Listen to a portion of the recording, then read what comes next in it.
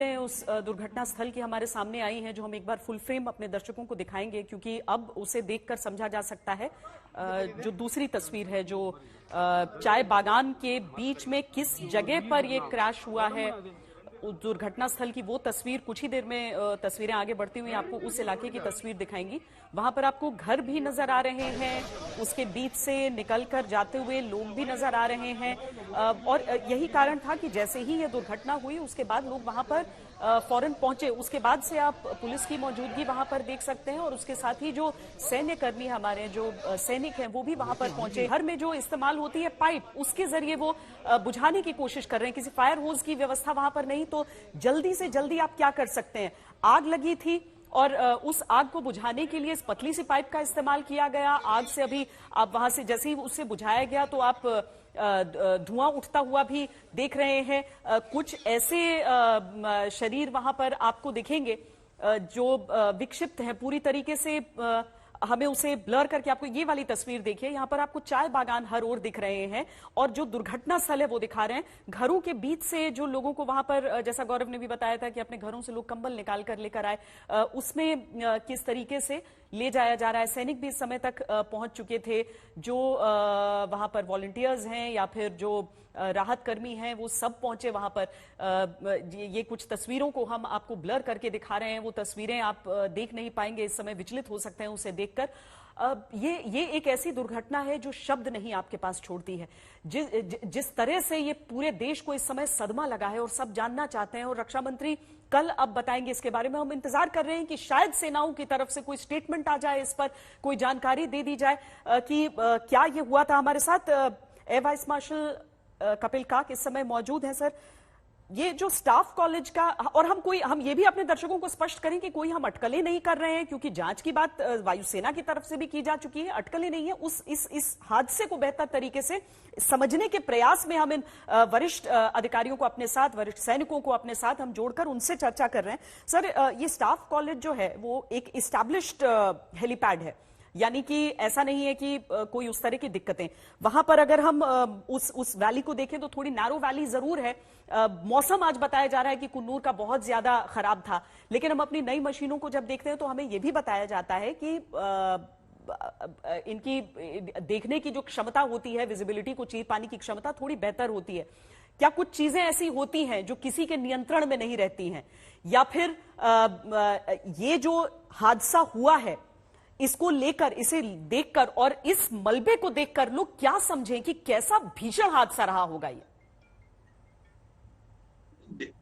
देखिए, दो तीन मुद्दे अभी तक उठाए हैं, मैं आपका जवाब दे दूंगा। पहला ये है कि जो वीवीआईपी, ये मेरे ख्याल में गौरव साहब ने सवाल पूछा था, अभिषेक ने ठीक से समझाया, मगर इसको डिकंस्ट्रक्ट करना है कि अगर मानिए कम से कम सर्विस की तरफ से या सरकार की तरफ वाकई सर, ये सारी चीजें स्पष्ट होने की आवश्यकता है। हम समझ सकते हैं कि परिवारों तक पहुंचने की सबसे पहले जरूरत होती है, और सेना का ये नियम, सेना की ये परंपरा रही है। आपको ये तस्वीरें भी हम दिखाते हैं जहां पर सेनाध्यक्ष जनरल एमएम नरवणे पहुंचे हैं सीडीएस जनरल बिपिन रावत के घर पर।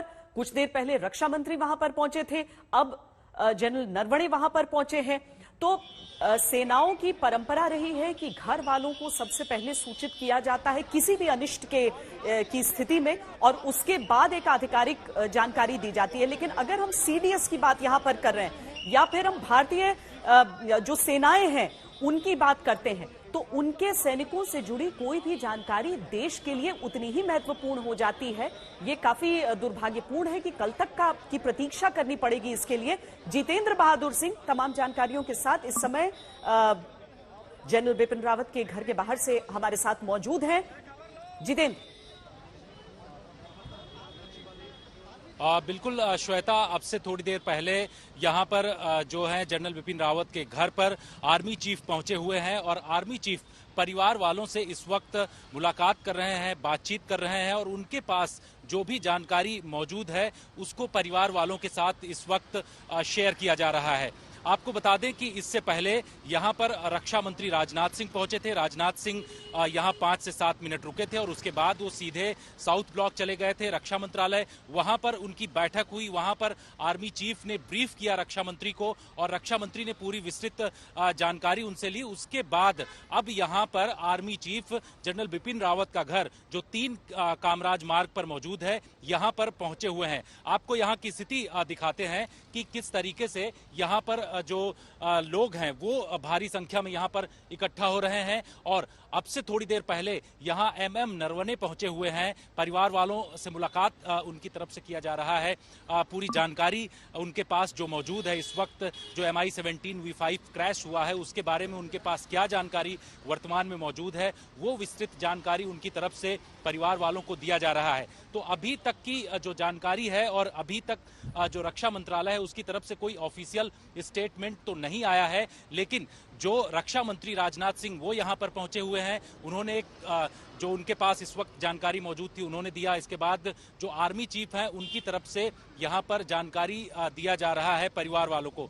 तो वहां की जो सिचुएशन है, किन लोगों का इलाज इस वक्त किया जा रहा है और लोगों की स्थिति कैसी है, उसके बारे में एक बैठक भी रक्षा मंत्री राजनाथ सिंह ने रक्षा मंत्रालय में किया है। तो बहुत सारे लोगों की यहाँ की स्थिति आपको दिखाएंगे कि पूरी भीड़ लगी हुई है। जो लोग सुन रहे हैं कि हादसा हुआ है MI-17 V5 का, जो यहाँ पर सेना भवन से जुड़े हुए लोग हैं वो सारे लोग यहाँ अपने ऑफिसेज से निकल करके सड़क पर आ चुके हैं। इसके अलावा जो अलग अलग मंत्रालय साथ ही डिफेंस मिनिस्ट्री से जुड़े हुए जो लोग हैं वो यहाँ पर घर पर पहुंच रहे हैं। तो धीरे धीरे करके लोगों की संख्या यहाँ बढ़ रही है, लेकिन रक्षा मंत्रालय की तरफ से अभी तक कोई ऑफिशियल स्टेटमेंट नहीं दिया गया है। बताया ये भी जा रहा है कि प्रतीक्षा जो इसलिए भी हो रही है क्योंकि रक्षा मंत्री को अभी देना था, ग्राउंड पर क्या को स्थिति है, उन्होंने क्या कहा है कि जितने कल लोग उनकी उस तरफ से हेलीकॉप्टर दिया में थे सब अकाउंटेड फॉर है, ये भी पता लगाने का प्रयास किया जा रहा है।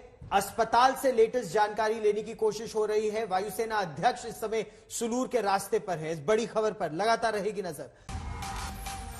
आज तक बेमिसाल 20 साल। आज सुबह क्या खाया जाए? मसालेदार टैंग